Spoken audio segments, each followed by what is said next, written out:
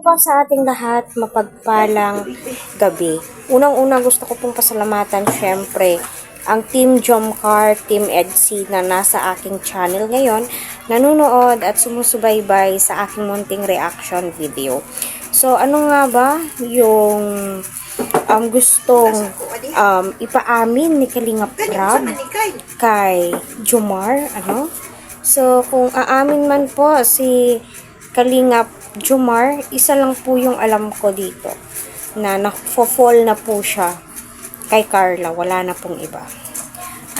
Kasi sabi nga ni Jomar, hindi niya sasaktan itong si Carla, which is yun naman po talaga yung sinabi niya sa kanyang live, sa mga video po nilang updated. Kaya panoorin po natin yung mga kalingap na nag-a-update, yung mga nasa daet, kasi sila po yung palaging nag-e-interview kay Kalingap Jomar, at alam po nila kung ano po talaga yung totoong nangyayari sa loob ng Kalingap serye. At saka kahit hindi po aminin ni Carla, nararamdaman po ng mga viewers na nafo-fall na din po itong si Carla kay Kalingap Jomar, kasi lately ibang-iba na po yung mga titig ni Carla kay Jomar, ang lalagkit, grabe po, lalong-lalo na po yung updated video po nila, kapansin-pansin nga po,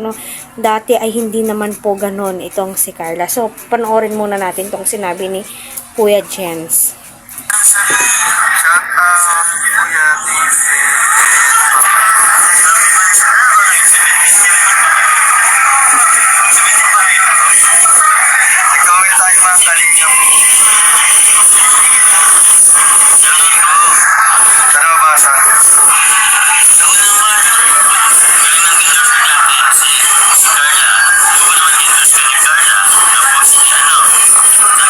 So, ayun kung napapansin nyo po, bukang bibig palagi ni Jomar ay pangalan ni Carla, Carla,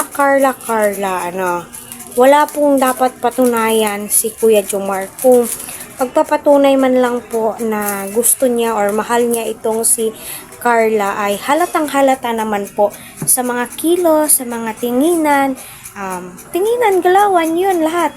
Pansin din po natin yung kakaibang effort ni Kalingap Jomar kay Carla, diba? Kaya patuloy po natin silang suportahan at angkilikin.